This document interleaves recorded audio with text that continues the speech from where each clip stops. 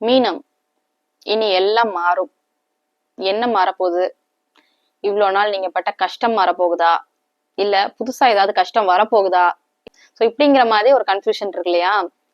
Confuse ஆகாதீங்க. இந்த வீடியோல நான் அதை பத்தி தான் ரொம்ப கிளியரா எக்ஸ்பிளைன் பண்ணியிருக்கிறேன். ஸோ வீடியோ ஃபுல்லா பார்த்து தெரிஞ்சுக்கோங்க.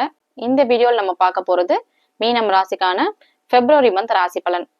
ராசி பலன் பார்க்கறதுக்கு முன்னாடி சேனலை சப்ஸ்கிரைப் பண்ணாதவங்க சப்ஸ்கிரைப் பண்ணி வச்சுக்கோங்க. அப்பதான் உங்களுக்கு எவ்ரி வீக் அஸ்ட்ராலஜி பத்தின ஜென்ரல் வீடியோஸ் கூட உடனே நோட்டிஃபை ஆகும்.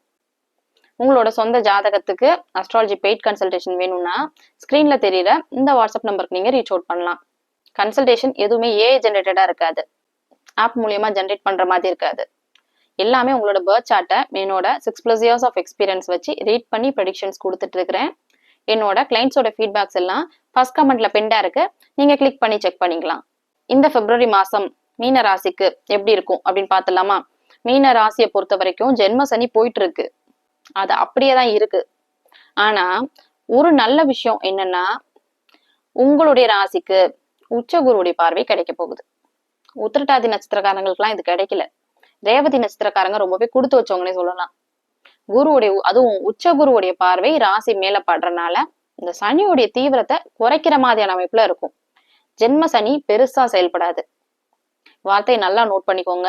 ஜென்ம சனி பெருசா செயல்படாது, ஆனா செயல்படும். அதோடைய இன்டென்சிட்டி கொஞ்சம் கம்மியா இருக்கும். ஓரளவுக்கு உங்களுக்கு நல்லாவே இருக்கும். இந்த பிப்ரவரி மாசத்துல இருந்தே உங்களுக்கு அதுக்கான சேஞ்சஸ் எதிர்பார்க்கலாம்.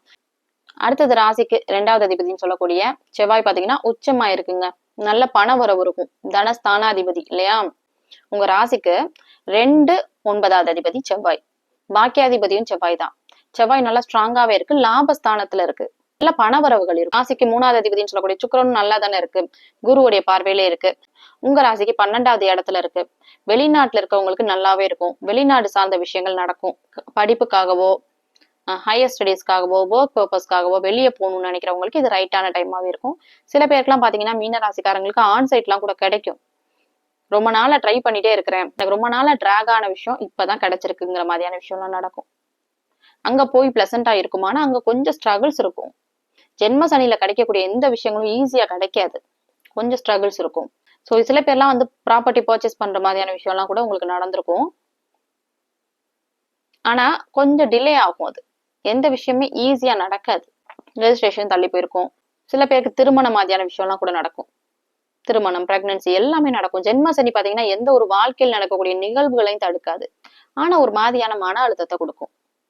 இதுக்கு என்ன விதிவிலக்கு அப்படின்னா, உங்களுடைய சொந்த ஜாதகத்துல, நீங்க பிறந்த ஜாதகத்துல உங்களுடைய சந்திரன் பாத்தீங்கன்னா நல்ல ஒளித்தன்மையோட இருக்குதா, பௌர்ணமியை நோக்கி போயிட்டு இருக்கா, நல்ல ஒளித்தன்மை உள்ள சந்திரனா இருக்கா, பௌர்ணமியை விட்டு அப்பதான் விலகி இருக்கா, சந்திரன் வட்ட வடிவத்தை இழக்காம இருக்கா, இந்த மாதிரி இருந்துச்சுன்னா கஷ்டங்களை தாங்கிக்க முடியும். அகைன் சந்திரனுக்கு குரு பார்வை இருந்தா கூட உங்க சந்திரன் ஸ்ட்ராங்காவே இருக்குன்னு அர்த்தம். அந்த மாதிரியான மீன ராசிக்காரங்க எல்லாம் பாத்தீங்கன்னா கன்சல்டேஷன் நிறைய பேர் வர்றாங்க.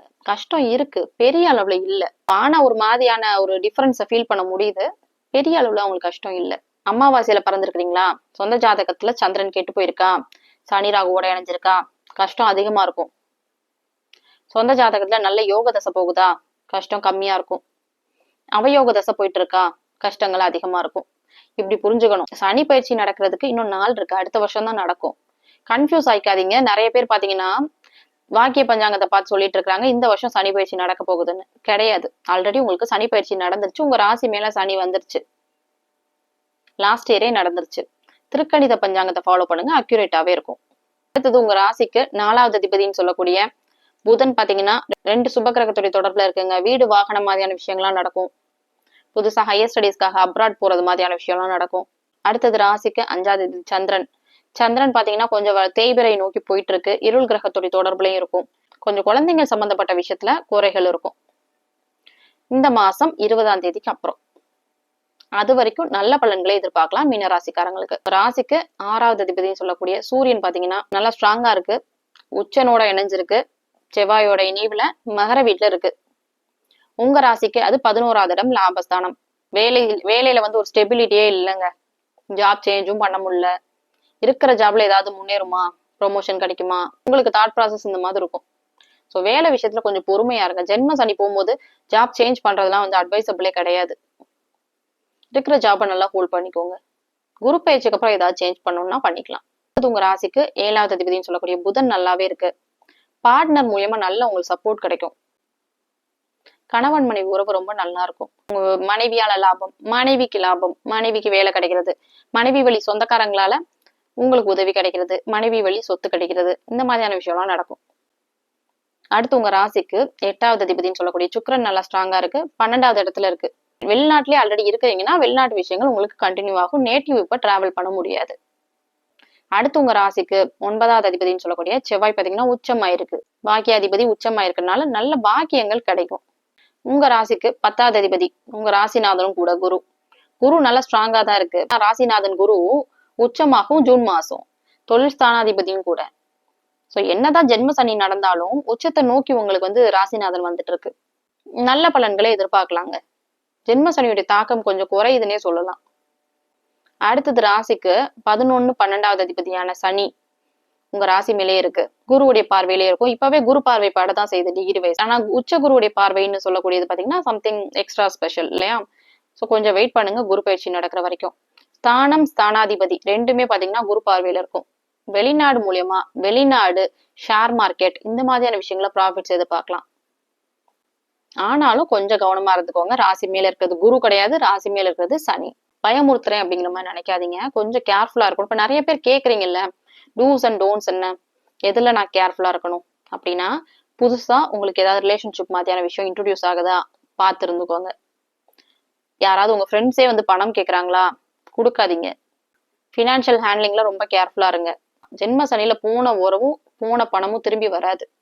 ஃப்ரம் த ஸ்கிராச்ல நீங்க திருப்பி ஸ்டார்ட் பண்ற மாதிரி இருக்கும். ஓவராலா மீன ராசிக்காரங்களுக்கு இவ்வளவு நாள் பட்ட கஷ்டத்துல இருந்து கொஞ்சம் கொஞ்சமா விடுபட்டு வந்துட்டு இருக்கிறீங்கன்னே சொல்லலாம். பெரிய கெடுபலன்கள் அப்படிங்கிற மாதிரி எதுவுமே கிடையாது. உங்க சொந்த ஜாதகத்தையும் செக் பண்ணிக்கோங்க. உங்களோட ஃபேமிலி மெம்பர்ஸோடைய ராசியை மட்டுமாவது பாத்துக்கோங்க. அவங்களுடைய ராசி பலன் எப்படி இருக்கு, அவங்களுக்கு என்ன மாதிரியான கிரக நிலைகள் இருக்கு. உங்க வீட்டுல கடகம், விருச்சிகம், மகர ராசிக்காரங்க இருக்காங்கன்னா உங்களுக்கு நல்ல பாசிட்டிவான விஷயங்களை எதிர்பார்க்கலாம்.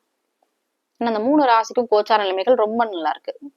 அப்கமிங் மந்த்ஸ் எல்லாமே என்னதான் ஜென்மசனி போனா கூட உங்க ஜாதகத்திலயும் அதுக்கேற்ற மாதிரி தசா புத்தி மாறும்.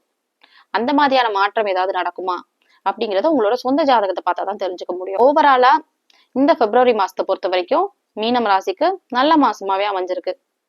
நான் சொன்ன இந்த விஷயங்கள்லாம் உங்களுக்கு ரெசனேட் ஆச்சுன்னா உங்களோட ஒப்பீனியனை எனக்கு கமெண்ட்ல சொல்லுங்க. மத்த ராசிக்கான ராசி பலன் வீடியோ லிங்க் ஃபர்ஸ்ட் கமெண்ட்ல பின்டா இருக்கு. You can check them.